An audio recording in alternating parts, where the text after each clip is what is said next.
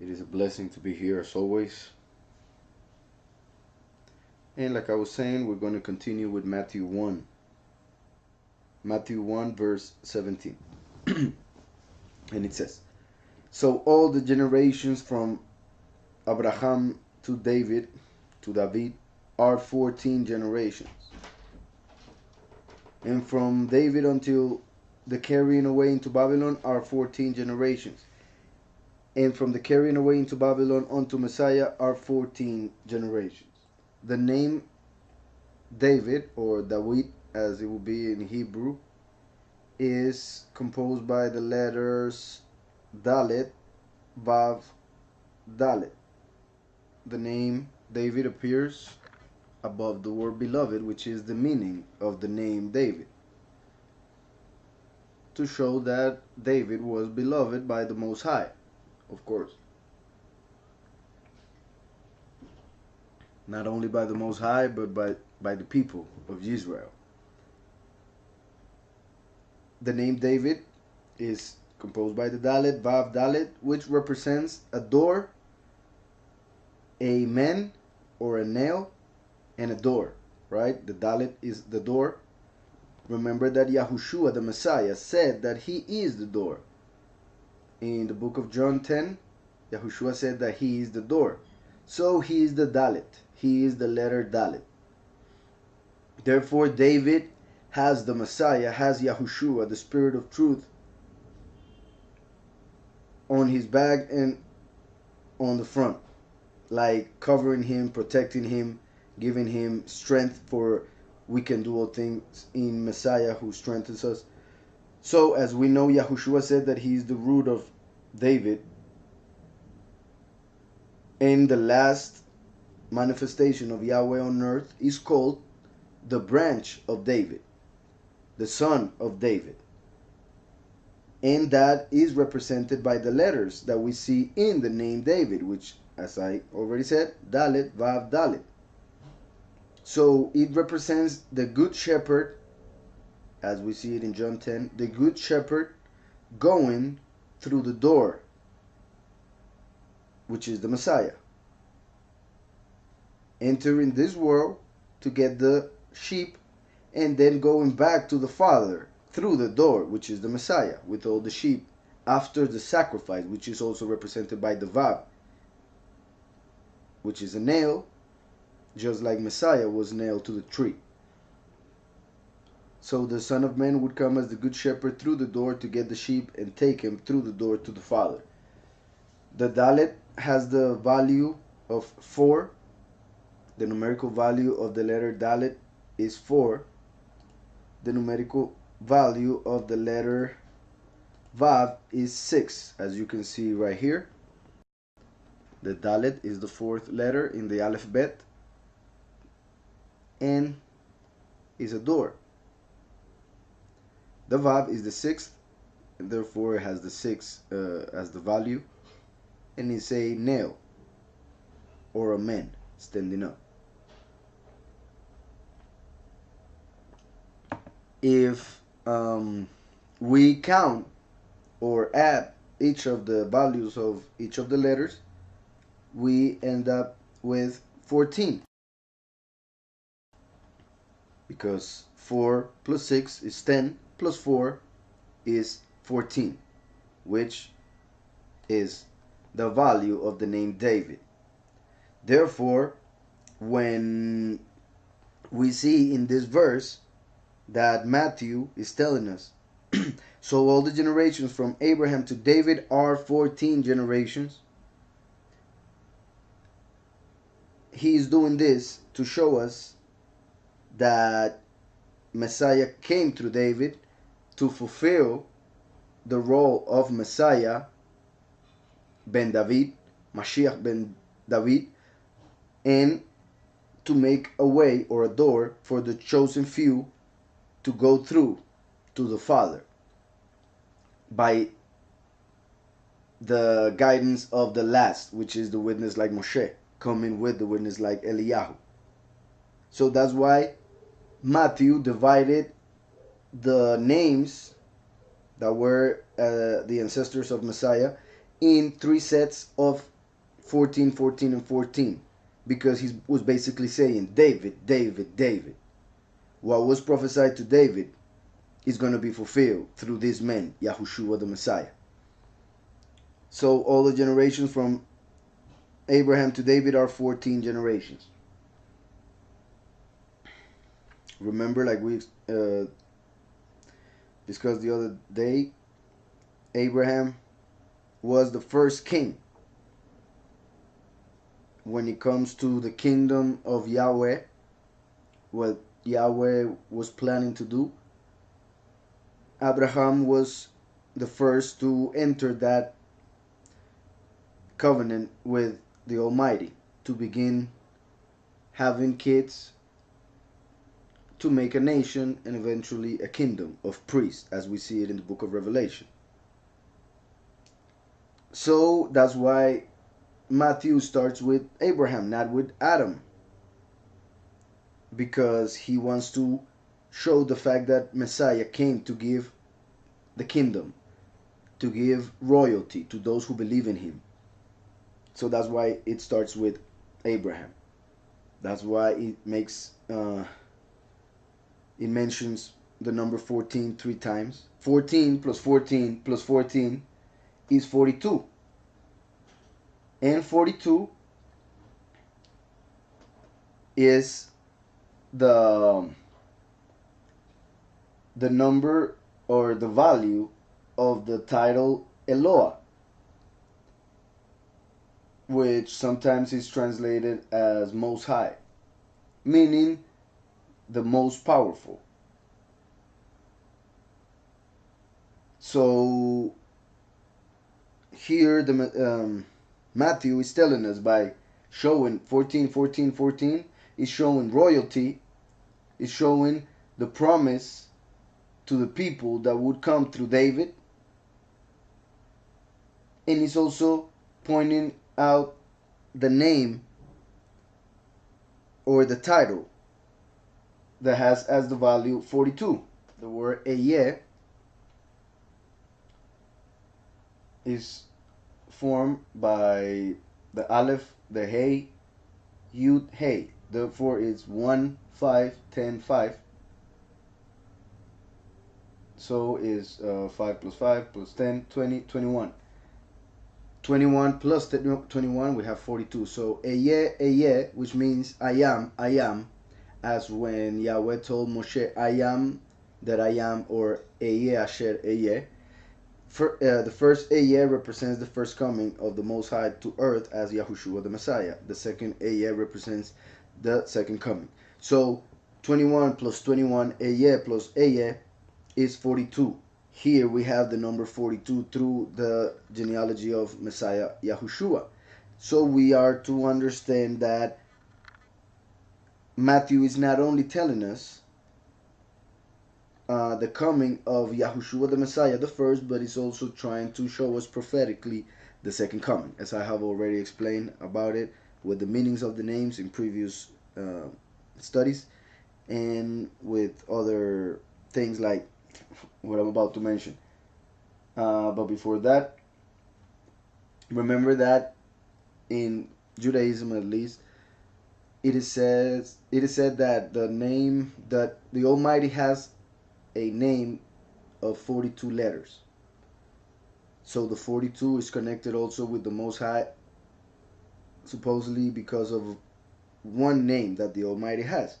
And it is said that it is composed by the first 42 letters of the Torah, meaning from Bereshit bara Elohim el Hashamayim, etc., all the way to the 42nd letter.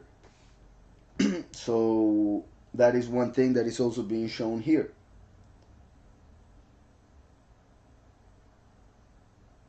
There was something else I wanted to mention.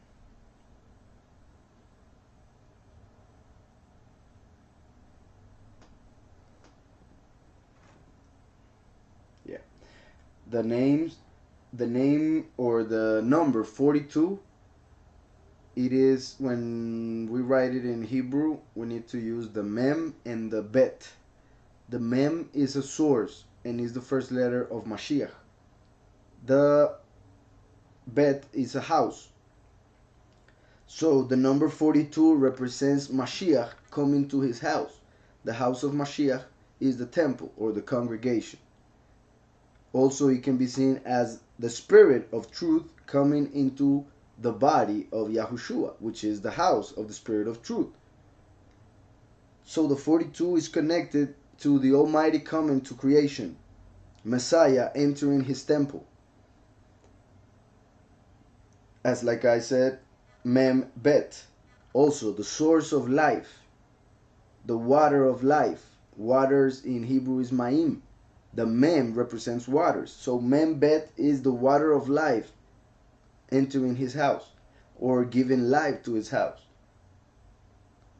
That represented by the 42. The words that have that is Eloah. Another one is Eyeh, like I already mentioned. Also Hagadol, which means the great, as in Yahushúa, who became the Kohen Gadol. Also his tent, as in the body of Messiah was, still is, but while he was on earth, the tent of Yahweh, as John said it in the first chapter of his book. And then my honor. My honor is also 42. So another thing that we can see over here is that Matthew was telling us that the honor of the Most High was entering flesh to save humanity of their sins. 17, it says, so all the generations from Abraham to David are 14 generations. And from David until the carrying away into Babylon are 14 generations. Remember, there was a question regarding why, if he's saying 14, 14, and 14, when you count the names, you end up having 41. It seems like there's one name short. When we read what Matthew is telling us, Matthew himself is telling us how we are supposed to count. He himself is counting David twice. So we should count David twice. That doesn't mean that the second time it doesn't count, and therefore we only have 41 names, like I explained already. The fact that Matthew is counting David here twice is to let us know, because Matthew is written in the parable interpretation, or the third highest interpretation. Therefore we need to get deeper and deeper, and then even deeper. 3 levels to get to understand what Matthew is telling us. So the fact that we have 41 names, but we see 14, 14, 14, if we add it, we get 42. But then we notice that Matthew is counting David twice, because he says from Abraham to David, and then from David until the carrying away into Babylon. When we see those things, we need to figure out why that is happening. And one of the ways to find out is by translating the names and other things that we already did. But also the fact that, for instance, and I'm going to count this as the first, which is something that I think it was Alejandro who noticed it. And if I'm mistaken, anybody can tell me. But the fact that the book starts saying, the book of the generations of Yahushúa the Messiah, the son of David, the son of Abraham, when we make an acronym by adding the first letter of the name Abraham and the first letter of the name David, the first letter of the title Mashiach, we get Adam.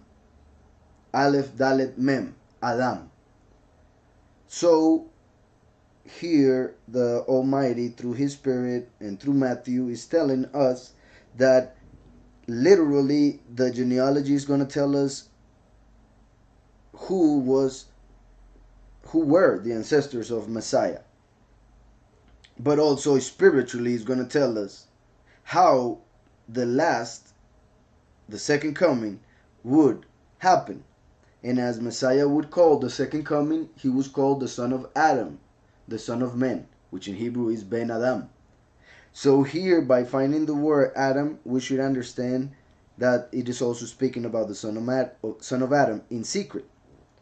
Not only that, if we add the first letter of the name Yahushua to the mix, therefore Aleph, Dalet, Mem, Yud, we would get the word in Hebrew which would mean my Adam. My Adam. Meaning that the first Adam was not coming from Yahweh because he sinned. Yahushua is the man of Yahweh whom he sent, and therefore he never sinned because he was the Spirit of the Most High in the flesh. That's why he never fell into sin. So it is saying that Messiah is the man sent by Yahweh, is his Adam. That's why Messiah Yahushua is called the last Adam. Because just like through the first Adam, death entered this world, through the last Adam, life entered those who believe in him. Now, Matthew is showing us spiritually about the son of Adam, the last manifestation of Yahweh on earth. So other than the fact that we see the name Adam hidden through the first names that Matthew uses, also we can see that when the genealogy is being when we were reading the genealogy, we saw that David is the only person who is called a king or who is given a title, even though there were basically all of the ones that were mentioned were kings, or at least had the royal right. But the point is that only David is called king, is given a title. So David is mentioned twice by Matthew. David is the only one that is given a title other than Yahushua, who is given the title Mashiach. So we should count David twice, and there are two titles. Therefore, what we should understand is that the second time that we count David goes with the title that is given to Yahushua, meaning the second coming of Messiah as David. The second coming of Messiah, the second counting of David.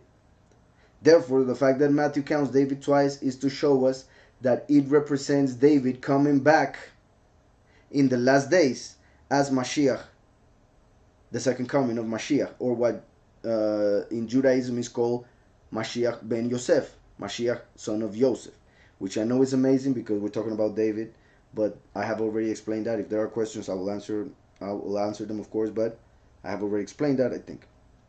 So Matthew counts David twice. David is the only one other than Yahushua who's given a title to connect David and the title that is given to Messiah. In that case, when we see it that way, we see that the name of Messiah, Yahushua, is the number 13 in the third set. Therefore, the title Mashiach is the number 14 in the third set. And Mashiach represents the coming of David. That means that the genealogy, when we count it as 42 names, Mashiach counts as a name, the name of the second coming of David. That's why the second counting of David. And therefore, it is representing the man that will come in the last days. And through Yahushua, who is the root of David, would become the branch of David. And I will put an image regarding that I think helps a lot to understand this point. Because how can he be, and this is something that in Judaism is not understood, because they don't believe in Yahushua as Messiah, mainly. But this is key. In Judaism, they call the second coming, they call him Yahushua, Messiah ben Yahusef. However, as we are seeing, and as I have said before, Yahushua said he is the root of David. So the last is the branch of David, even though he's coming genetically through Joseph. Because to be in Yahudah, you have to believe in Yahushúa, who was a Yahudi, according to what we are reading here in Matthew. So Yahushua HaMashiach is the first, the root of David. Then came out the congregation, which was cut because of the apostasy, the rebellion. And then at the end of days, the branch of David will appear and give fruit, like it's also prophesied in Genesis 49, when Jacob is given the blessing to his children, and especially, well, in this case, what I'm mentioning is from the blessing that he gives to his son Joseph, who became Yahusef after being in jail in Egypt. And those are some verses that, if you are interested, you can read later, if you're seeing the image. So, also, the fact that I mentioned Adam so many times and how Adam is connected to Messiah, because through Adam death entered, through Messiah life entered. So that is, Yahushua became the spiritual Adam, because he gave us the spirit of life. The first Adam is the flesh, the one of the flesh. According to Judaism, the Messiah is the reincarnation of Adam, because, like I already said, Adam is composed by the Aleph, Dalet, and Mem. So the name Adam, Aleph, Dalet, Mem, are the letters of Adam, David, and Mashiach. I already mentioned that. So they believe that Adam would die and then would come as David, and then David would die and then would come as Messiah. Like I have said, when we are talking about Messiah, the root of David, Yahushua, he came directly from Yahweh, as we see in scriptures all over the place. And that's why he also came through a virgin. However, what they speak in Judaism has a little bit of weight.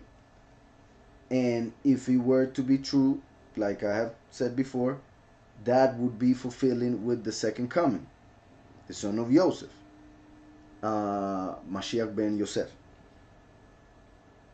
So it is interesting that Jews believe that Messiah would be Adam. The fact that Adam lived 930, David lived 70 years.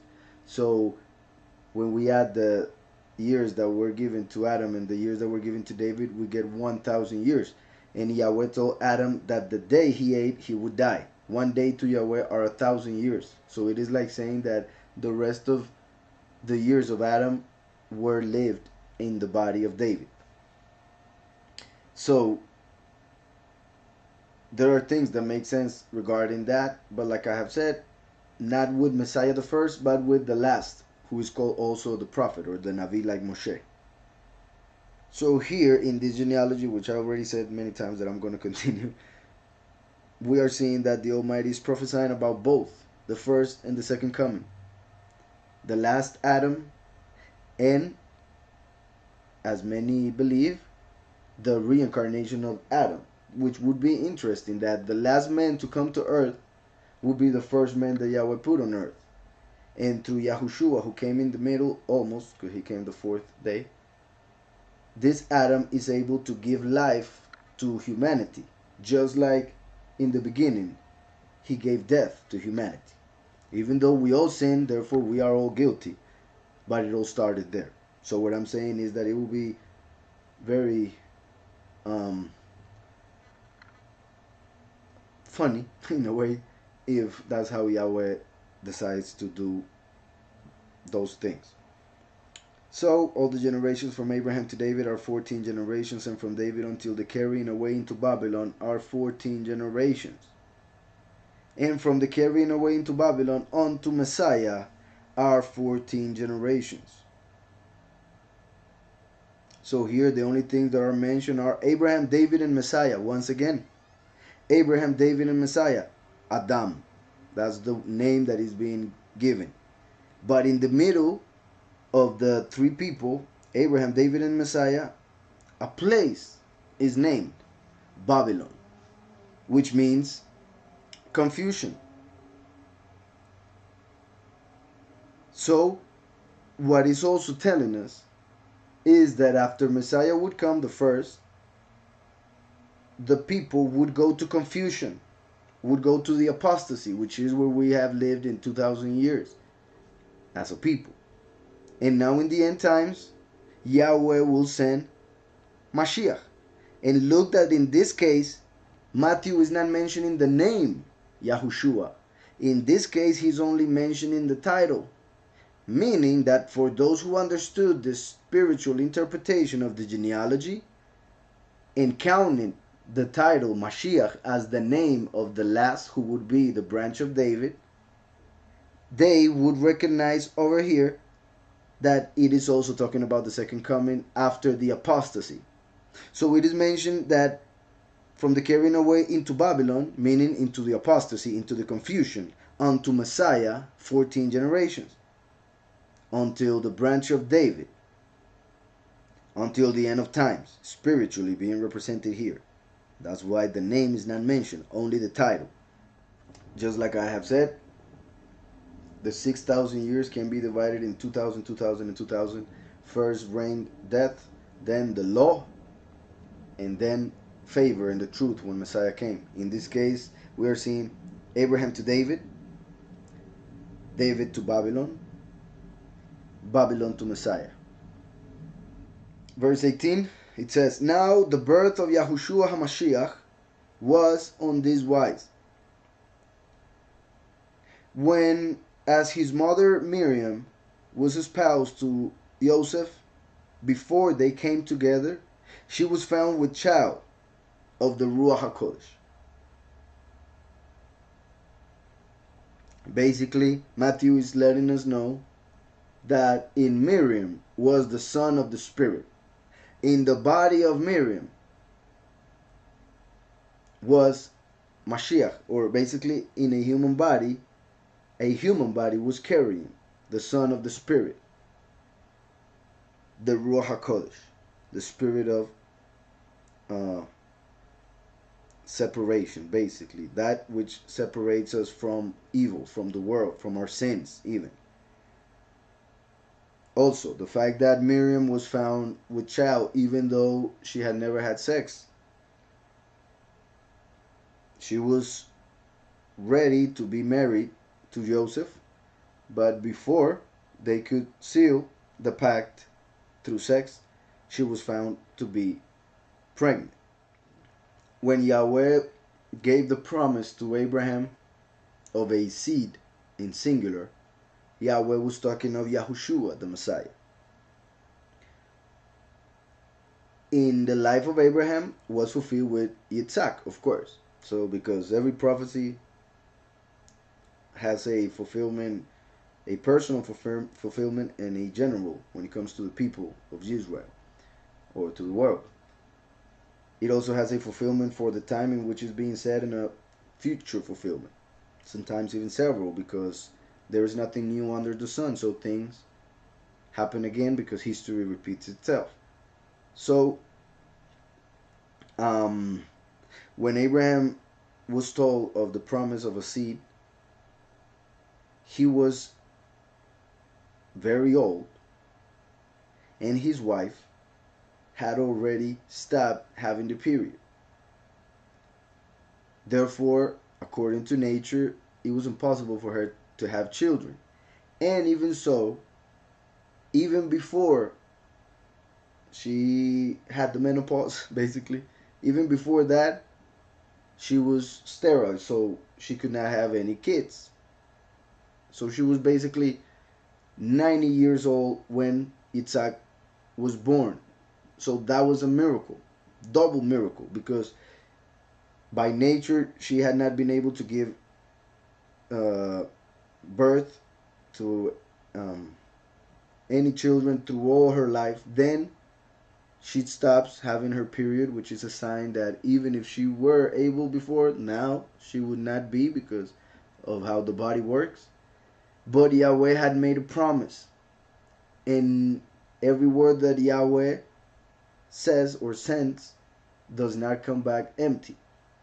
It always does and fulfills what is sent to do. So the word of Yahweh gave life to the womb of Sarah, and she gave birth to Yitzhak. It was a miracle. Yitzhak, then, when he was older, Yahweh told Abraham, which was a test, the 10th test that Abraham passed to show that he would be the father of the faith, the father of those who would have faith. Abraham was told to sacrifice his son. And then he was about to do it, but then Yahweh stopped him. Because basically Yahweh wanted to see if he was willing to do it. And if he was willing to do it, Yahweh, would give his son for him. Basically, it was like, if you are willing to give your son to me, then I'm willing to give my son for your sins.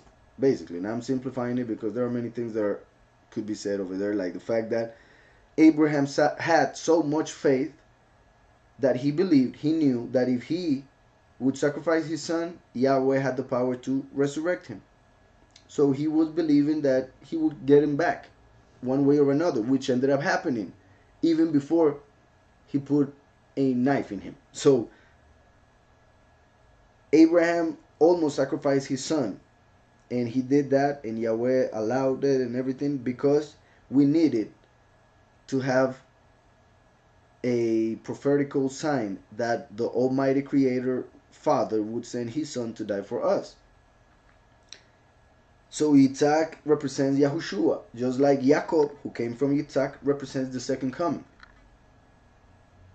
Here we see something that happened in a similar way. Sarah had already come to an old age with no children, and now no period. So there was basically no way she could give birth. No way. But Yahweh did it. She gave birth after the time in which a woman can give birth. Now Yahweh basically is like, he's so great that he doesn't repeat things in the same way. He always does it better. So this time, when he would send him whom Yitzhak represented, him who was promised to Abraham, Yahweh uses a woman who had not even had sex ever.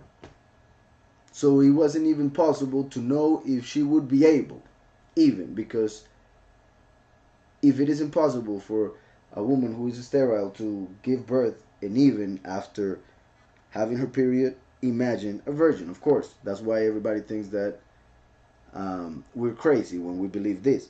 That's why it is written that those who are lost think that we are crazy. And one of the reasons is because we believe that a virgin gave birth.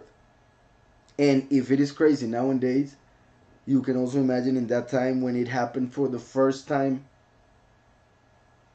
it was completely, I don't know how to explain it, but when it comes to us, we knew about Messiah being born from a virgin since we were kids, because we were told about it since kids. So in a way, it is natural to us. I know that even so, many people don't believe it. That's part of free will. But my point is that in this time, the fact that a virgin was given birth was more unbelievable than now, if I can say that. Now atheist, well, actually, I guess that's something of all times. There's always people who are against the Almighty and will look for things not to believe. Because then one could also say that in Isaiah it was prophesied that a virgin would give birth. However, the word virgin, those Jews who do not want to believe in Yahushua the Messiah being born from a virgin, they translate the word betumah, which is translated as virgin, they translate it just as a young woman. So to them, it doesn't say virgin. So what I'm saying is that when you don't want to believe, you will find something not to believe. And of course, that something is going to be an illusion. So it's going to be a lie. It's going to be just an opinion. It's not going to be truth. It's not going to be what Yahweh is saying. Because if it were, then it would lead the person to Messiah. As it is written, those who know Messiah, who accept Messiah, have known the Father. But he who does not confess Messiah does not have the Father. And that's it. So, the birth of Yahushúa HaMashiach was on this wise. When as his mother Miriam was espoused to Yosef, before they came together, she was found with child of the Ruach HaKodesh. Verse 19. I just wanted to make clear how perfect Yahweh is, that he went from one stream to the other with a 90-year-old woman who was never capable of having children, and then even after the time for a woman that is possible to have children, she gave birth. And now on the other side we have Miriam, who was so young that she had not even had sex, and now she was found pregnant. We also have to, because most people focus on Miriam and the fact that she was chosen to carry Messiah. But imagine also the faith that Yosef had to have not to leave her alone, because in that moment in time, well, and still, if a man was going to marry, and I mean in Judaism, if a man was going to marry a woman, and then when he would have sex with her, if he would find out that she was not a virgin, he would just return her, and that would be shame for the whole family, her family. So it was a huge deal for a woman to have sex before marriage. Huge deal. In this case, if a woman appears pregnant before the marriage, obviously the enemy is going to come with all kinds of thoughts. He was going to attack Joseph in every way, trying to break the marriage that was being formed here, because like I said, they had not finished it, they have not had sex, therefore they were not married yet. So the fact that he remained with her shows also how strong he is in faith.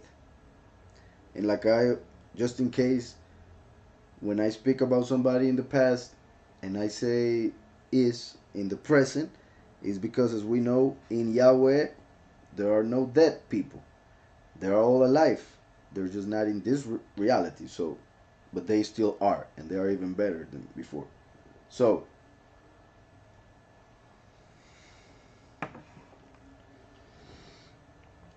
then Yosef, her husband, being a just man, a righteous man, meaning a believer. Because remember that Abraham was justified through his faith. Therefore, it is through our belief in Yahweh that we become righteous or just. So, like I was saying, he was a strong man in faith, because that was the only way for him to remain with Miriam after finding her pregnant. Then Joseph, her husband, being a just man and not willing to make her a public example, like I said, they would make women who were not virgin in their wedding night, their wedding day, they would make her an example by taking her back to the family and letting everyone know that she was not a virgin. So then Joseph, her husband, being a just man and not willing to make her a public example, was minded to put her away privately. But while he thought on these things, behold, the angel of Yahweh appeared unto him in a dream. This is very important also, because we see that Joseph was a dreamer. Not everybody receives messages from Yahweh through dreams. Not everybody. All dreams have a little percent of prophecy. But not everybody has the gift of prophecy through dreams. Like, for instance, Daniel had, or Joseph, who became king in Egypt.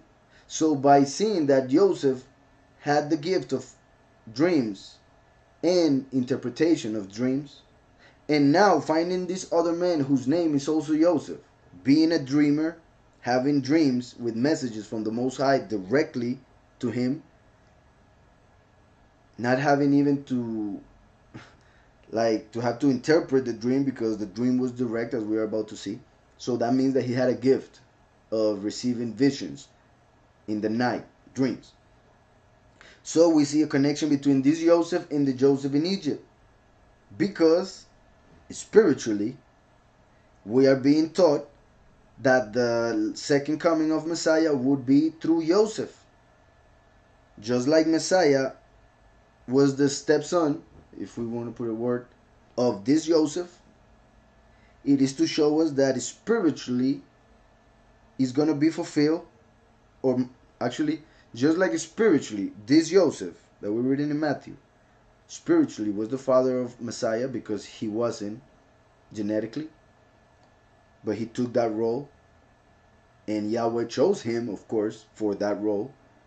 So just like Joseph was the father spiritually of Messiah, Yahushúa, now Joseph, son of Jacob, is going to become genetically the father of the second coming. Just like genetically Yahushúa was descendant of David, like we just saw, spiritually the branch will be descendant of David through Yahushúa, like we already saw in the image I showed before. So we see that Joseph, just like Joseph, son of Jacob, was a dreamer. So they are being connected. They represent the same person. But while he thought on these things, behold, the angel of Yahweh appeared unto him in a dream, saying, Joseph, thou son of David, fear not to take unto thee Miriam thy wife. Look how the angel is telling Joseph not to fear. Of course, his fear, you can imagine all the fears that were in his mind of him, her being unfaithful, her having been with another man before being with him, of what people would say, because that is always in most people's minds, that is a big deal. And when you live in a culture that like this one that we just saw, that Joseph did not want to make her a public example, this was a culture in which the public was very much involved. So all those fears were in the head of Joseph. He was thinking so much about it. Look that he doesn't even say that he prayed. I'm sure he prayed at some point, but the scripture is not telling us that he was so worried and he went and prayed. He was just worried. He was fearful. And Yahweh is so merciful that he sent a dream. He sent his malach to enter Joseph's dream and talk to him. My point is that even though we are not seeing that Joseph asked for an answer, Yahweh gave him an explanation. But while he thought on these things, behold, the angel of Yahweh appeared unto him in a dream, saying, Joseph, thou son of David. Joseph, thou son of David. This is another thing that we need to interpret according to the way of interpreting the book of Matthew, which is derash. It's a parable. Like I said, the second coming is the son of David, because Yahushúa said he is the root of David. And like I said, the second coming is actually whom the Jews call Mashiach ben Yosef. The first coming is Mashiach ben David. So many would ask, how can Mashiach ben Yosef be the son of David? That would be, how can Mashiach ben Yosef be Mashiach ben David? That doesn't make sense in a lot of heads. But when we understand that there will be 2,000 years in the middle, and Yahushúa the Messiah, the first, genetically through David, would make a way to the Father through him, therefore, to become anything in the spiritual world, we need to enter Messiah. That's what Jews do not understand. So when the son of Joseph genetically would come, by him entering Messiah, he is becoming the son of David. Because genetically, Messiah is the son of David.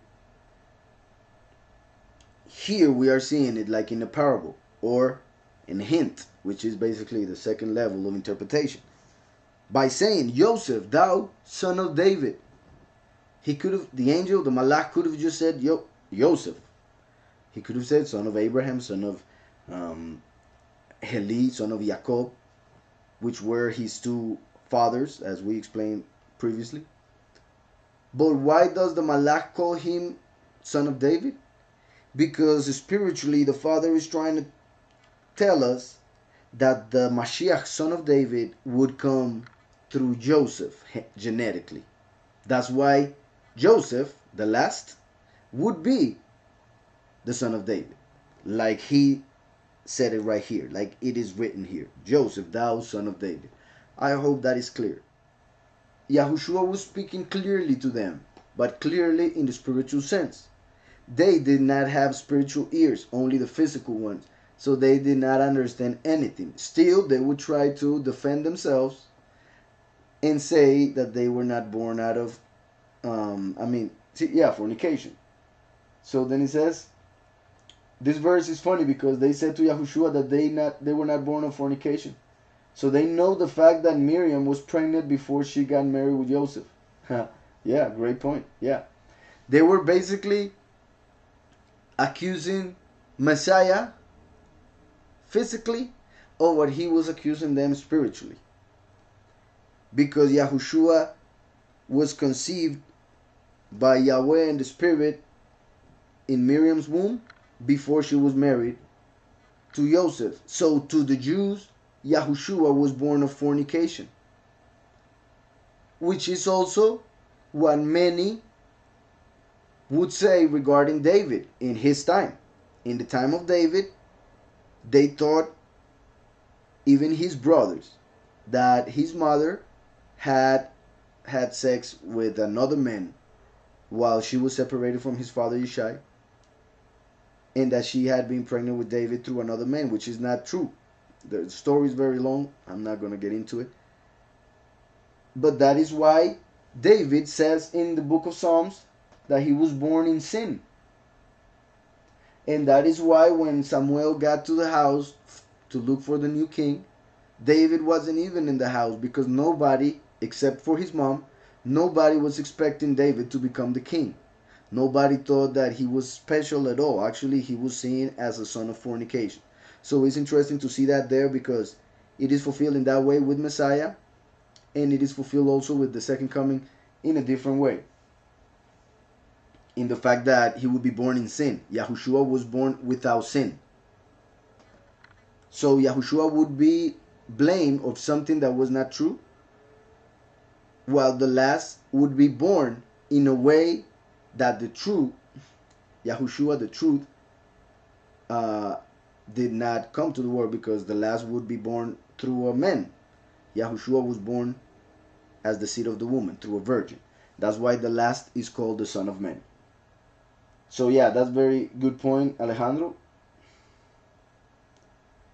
The Jews knew the fact that Yahushua had been conceived in the womb of Miriam before they were husband and wife, and that's what they would use, because like I said, that was the culture, which is pretty in a way hypocritical, because I guess they did not practice forgiveness and mercy and a bunch of other things, and like Yahushua came to teach, of course. So yeah, they would say this type of things basically to tell Yahushua, we know about you. We know that you were born in sin, which was not correct, of course. They did not believe that Miriam actually was a virgin when she got pregnant. So they gave her, as a fact, they thought that she had sex with somebody else. Therefore, they thought that Yahushua was born out of fornication, which was a lie. Yeah. the story basically, David, before David was born, Yishai, as we know, came from Obed, which came from Boaz. Boaz married Ruth, who was a woman of Moab. There was a prohibition to unite with the people of Moab because something that they had done previously to Israel. However, those who have acted that way were the men of Moab, not the women. But Yishai, not understanding that key point, he thought that it was wrong for him to be with a woman of Israel because he was a descendant of a Israeli with a Moabite, with a girl of Moab, Ruth.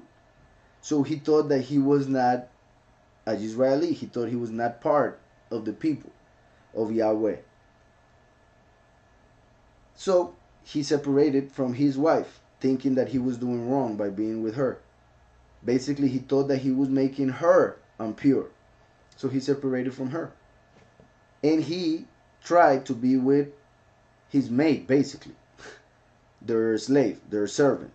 He basically thought that because he was a Gentile, or that's what he thought, that he was a Gentile, that he should marry a Gentile, not an Israeli. So he tried to marry the servant. And I say tried because when he asked her to get in bed with him, she told his previous wife. And she, his previous wife, the Israeli, got dressed like if she was the servant and entered the room and had sex with him. Similar to when Leah entered and had sex with Jacob instead of Rachel, and other times that similar things happen. So she got pregnant with David in a time in which they were supposed to be separated. So when he finally understood through learning and through studying and through the Spirit, of course, that the prohibition was for women to marry men of Moab and not for just a second. Yeah. And not the other way around. He understood that he was the fruit of the marriage of an Israeli man with a woman of Moab. So it was correct according to the eyes of Yahweh and to the law. Their marriage was right. So he was, before the eyes of Yahweh, an Israeli, and he had the right, therefore, to marry an Israeli.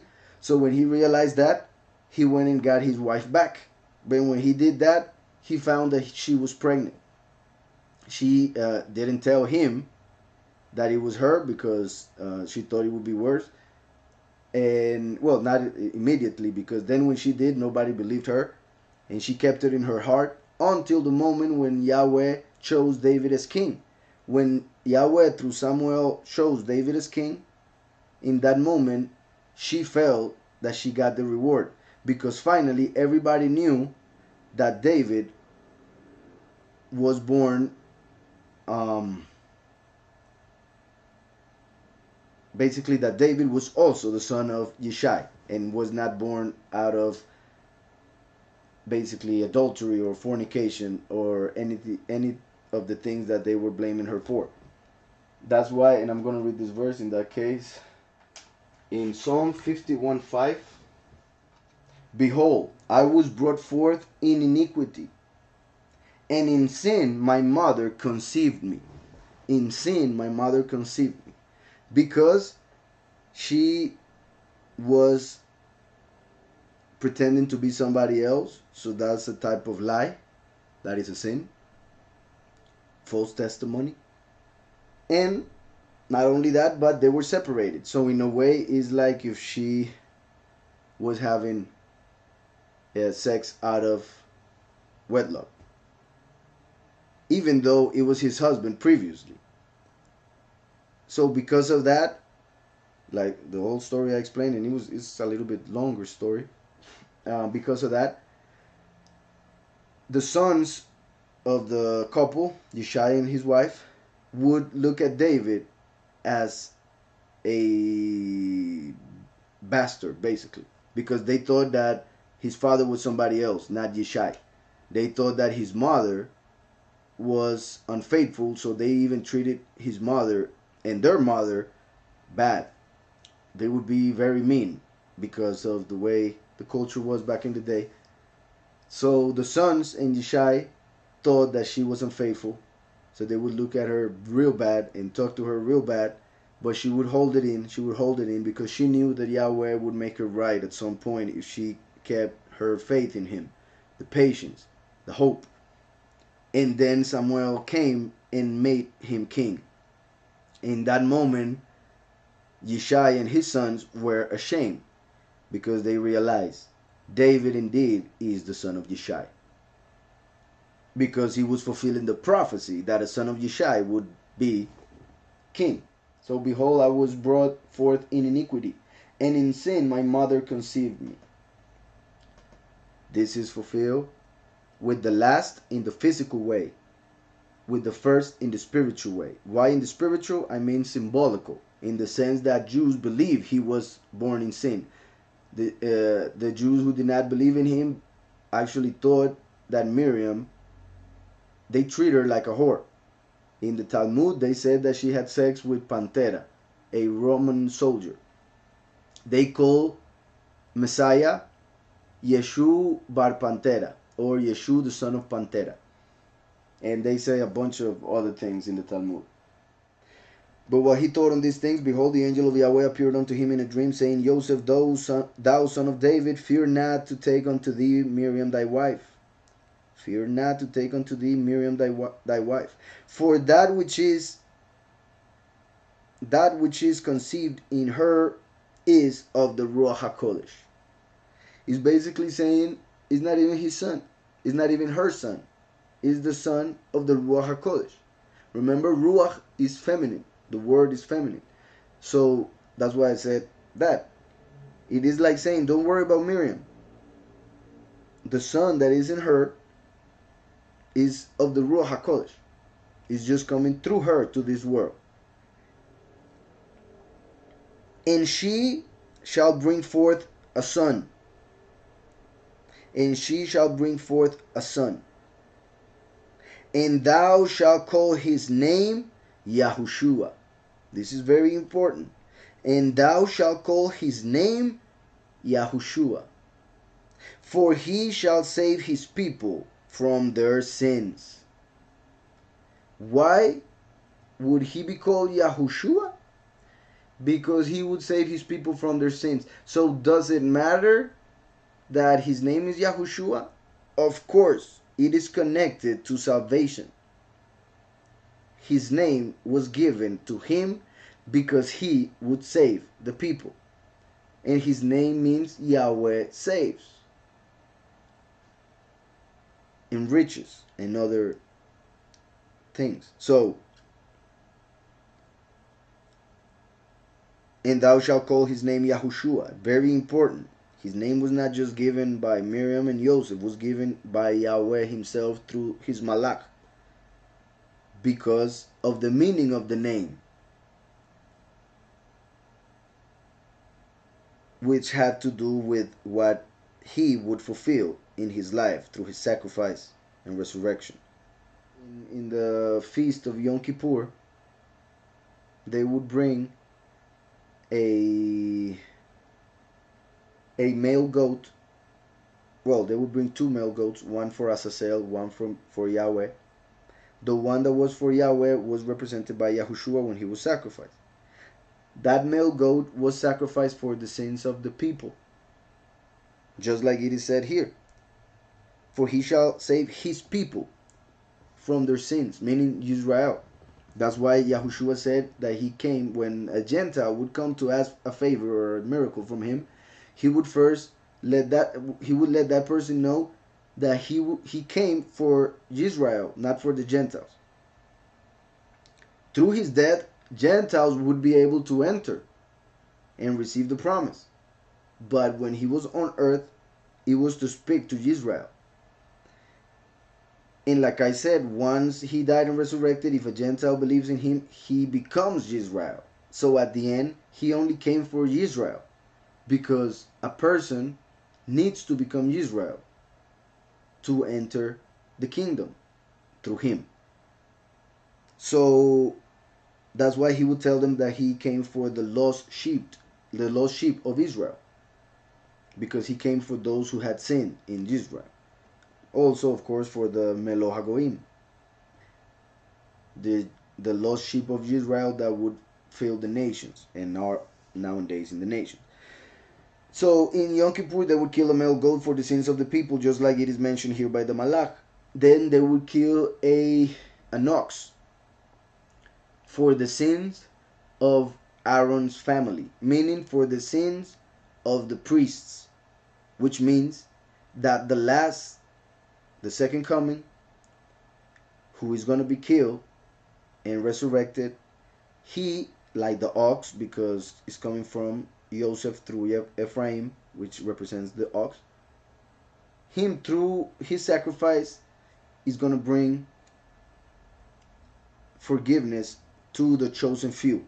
So the chosen few, through the death of the first and the last, are going to receive a double reward, double inheritance, just like when a firstborn would receive a double portion, because being firstborn, the chosen few will become. And she shall bring forth a son, and thou shalt call his name Yahushúa. She shall bring forth a son, like the fulfillment of the prophecy in Genesis 3:15, when Yahweh was cursing the serpent, and Yahweh told the serpent that he would put enmity between the woman and her seed. And I will put enmity between thee and the woman, and between thy seed and her seed.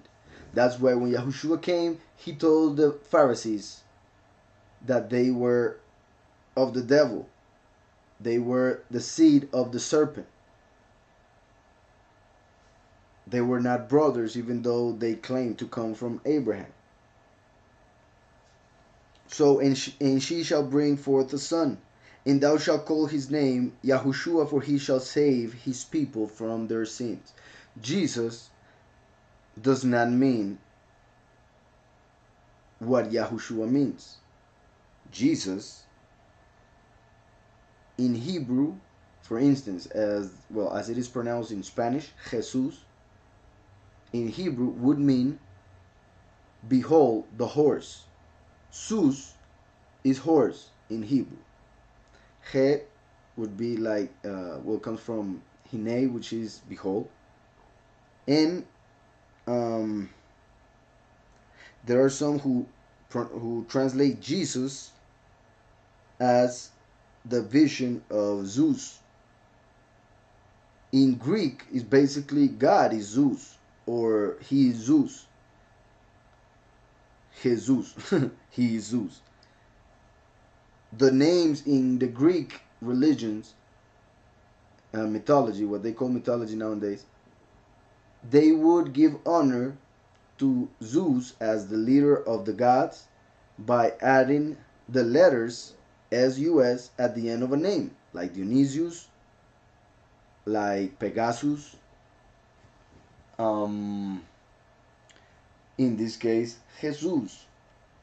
It is to give honor to Zeus.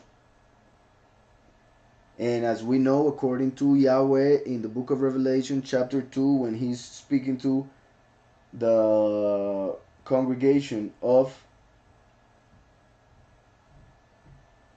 Pergamos, he tells them that they live where Satan lives. And when you investigate, it is in Pergamon or Pergamos where they had the temple of Zeus. Therefore, Zeus is Satan. Zeus is Lucifer. That's why he is the boss of all the gods. Because the fallen angels that rebelled with Lucifer became the gods that people worship in this world. And Lucifer is the main false god, or the main god, basically. He is God. if you know what I mean. I hope you do, because in Hebrew, God is fortune. And we see in Isaiah 65:11, it is written that the Yahudim would stop worshiping Yahweh to worship God, to worship fortune. So you can check that in Isaiah 65:11. It's very important. So that's why I said that. Yahweh is almighty, yet Lucifer is God. That's why we don't call the Almighty God, because that would be an insult. It would be heresy. It would be blasphemy. I hope that's clear. So Jesus means he is Zeus. Some others translate it as God is Zeus. In Latin, it means Je means earth, and Zeus means pig. So it means pig of the earth. Has nothing to do with Shua, for instance, which is salvation. And it has nothing to do with Yahu, which is Yahweh, he who causes to exist. So his name given by Yahweh is Yahushúa.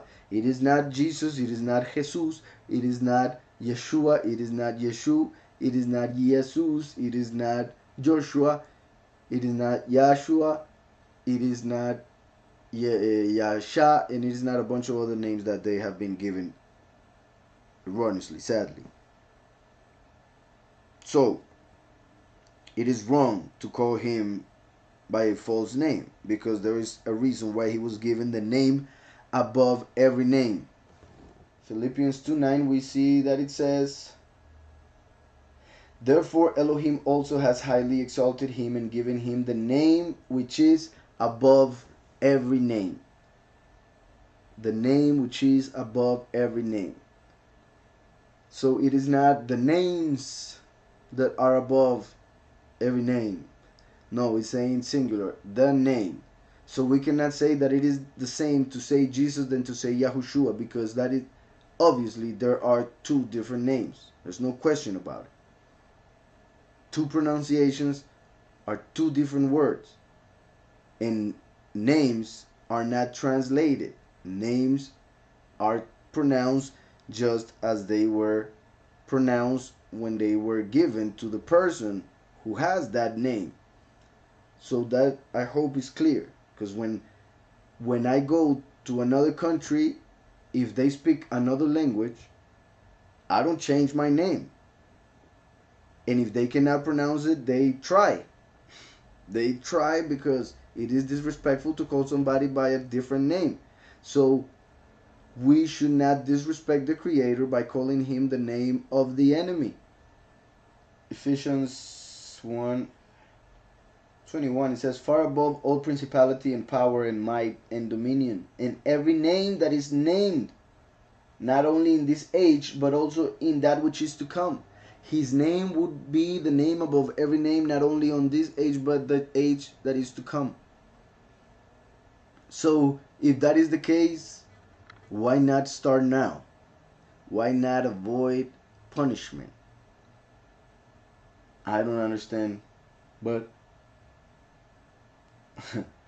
well, I understand, because the scripture tells us why, but it is amazing to see it happen, to see how people reject it for no reason.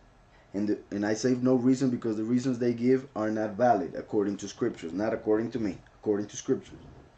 So, and she shall bring forth a son, and thou shalt call his name Yahushua, for he shall save his people from their sins.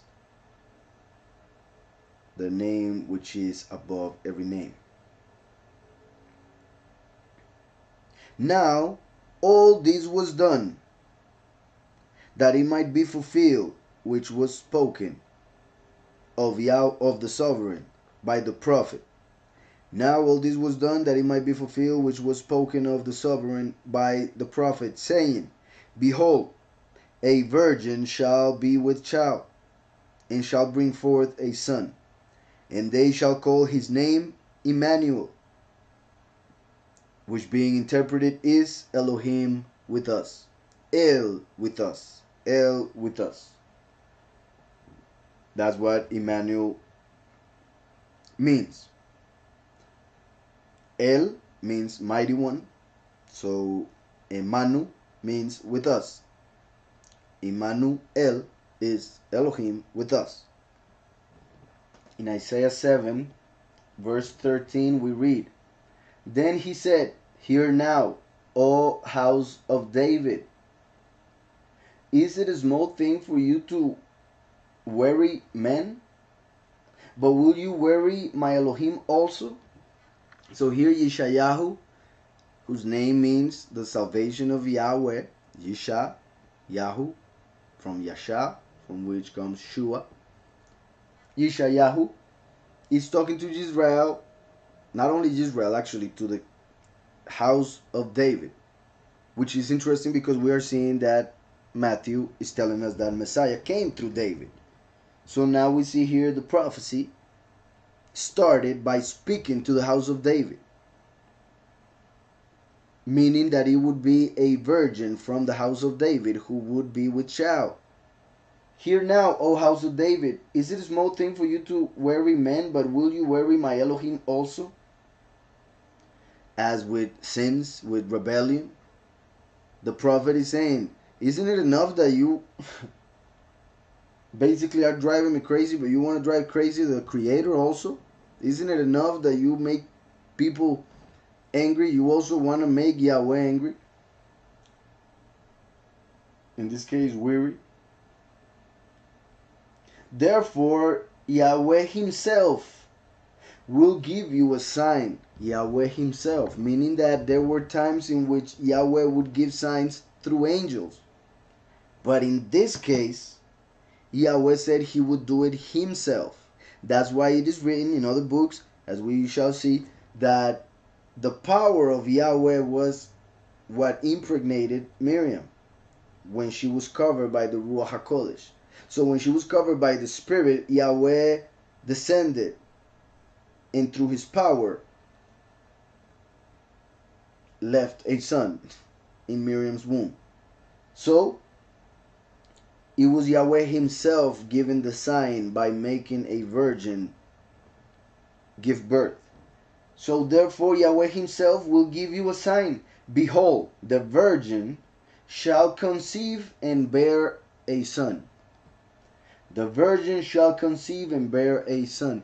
So the prophecy was there thousands of years before it was fulfilled. Even so, people did not believe it, and still don't believe it, even though it has been written. So we are seeing here that the Malach told Yosef, she will bring forth a son. Who? The woman who is a virgin at this moment still.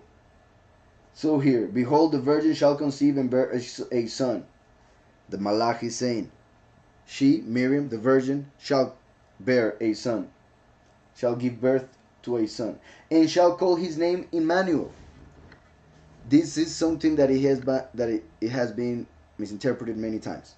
Many people believe that his name would be Emmanuel. So when one says that his name is Yahushúa, they're like, but it shouldn't be Emmanuel. Some say, this is not very common because not many people read scriptures. But here we see, and shall call his name Emmanuel.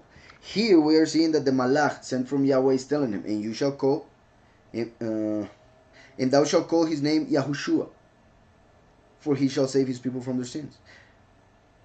What we are being told is that Yahushúa, who was going to be born from this virgin, would be called Emmanuel. How is that?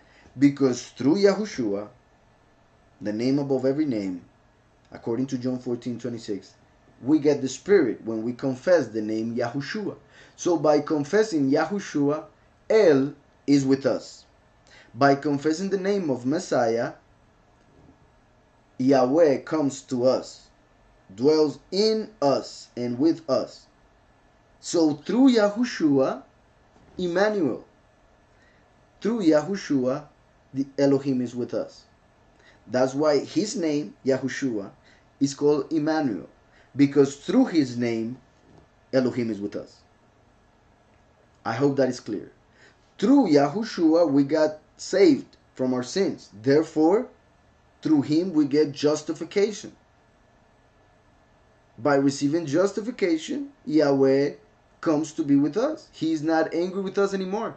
So before receiving justification through Yahushua saving us of our sins, Yahweh was angry with us because of our sin. Through Yahushua, Yahweh is now happy with us and therefore remains with us. So it was through being saved that Elohim would be with us. That's why the name of salvation, Yahushua, is what brings Elohim to be with us. And that's why Yahushua is called Emmanuel. I hope that's clear. Now all this was done that it might be fulfilled, which was spoken of the sovereign by the prophet, saying, Behold, a virgin shall be with child, and shall bring forth a son, and they shall call his name Emmanuel. So they shall call Yahushua Emmanuel. They shall call his name Emmanuel, which being interpreted is Elohim with us. Then Joseph being raised from sleep, did as the Malach of Yahweh had bidden him, and took unto him his wife. Look at the faith. He had a dream and he believed. He didn't need 2 dreams. He had one and it was done. Yahweh told him, take the virgin. Don't fear. And he woke up and married her. He was ready to do his will. Just like we see also that Miriam was willing also to bear this child. And that's why she was greeted in the way that she was greeted by the Malach when he came to her. Because she was full of favor by Yahweh, who decided to put in her his son. That's why she was full of favor. Just like Joseph in this case was also. And it also shows that Miriam and Joseph were one for the other. One half of a soul, basically, because they acted the same way regarding the prophecy, regarding the fulfillment of the prophecy, and the miracle that Yahweh was doing, which is great, because obviously it's what we would expect from a righteous couple, and one that has the same belief, which unfortunately is kind of hard to find nowadays. Then Joseph, being raised from sleep, did as the angel of Yahweh had bidden him, and took unto him his wife. Look that it doesn't say took her for a wife.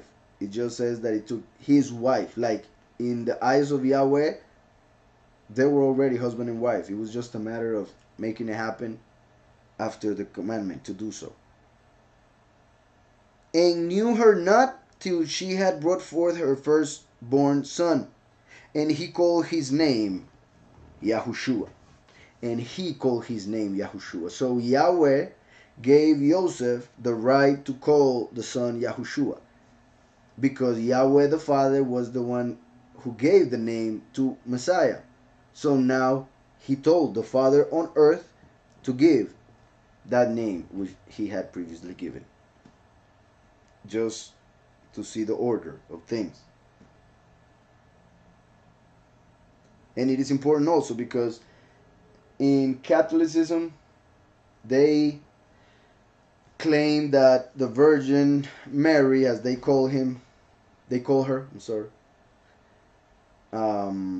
think that, they still call her Virgin Mary because they believe in their doctrine that she remained a virgin even after having Yahushua, which is a lie. And it's actually what shows, among other things, that who they worship in those images or through those images and all that, and the prayers that they do, is not Miriam. They worship Semiramis, who claim to be a virgin. Miriam was not a virgin after she had Yahushua, as we are seeing it here. I'm going to repeat it. Then Joseph, being raised from sleep, did as the Malach of Yahweh had bidden him, and took unto him his wife, and knew her not till she had brought forth her firstborn son. So he did know her. He did get to have sex with her, but after she had given birth to Yahweh's son. So she did not remain a virgin, as Catholics claim. She did not ascend to heaven without sin, as Catholics claim. She had other children, as we also see somewhere else in scriptures. But even if you don't want to accept those verses, because Catholics have an interpretation, a wrong interpretation, but they do have an interpretation for those other verses, I would like to hear their interpretation for this verse, because this verse is pretty clear. Joseph did not have sex with her until she had given birth. That means after giving birth, Joseph had sex with her. That's what it means. And everybody that is listening to me, I'm sure you understand it. I'm just saying it like that because for some reason they don't. So Miriam did have sex before dying. Miriam had children before dying. And that is not bad. It is a gift that Yahweh gives to women. So it is great that she did, because in the Yahudim culture, it is a huge blessing to have children, as we see it all throughout scriptures. But Catholics want to keep her as a virgin because they want to worship the Queen of Heaven, who is Ishtar, or Astarte, or Semiramis, not Miriam, the mother of Yahushúa. So, and knew her not till she had brought forth her firstborn son. It's also interesting that it says for her firstborn son, because he is the seed of the woman. And he called his name Yahushúa. Very important. So we're going to leave it here for tonight.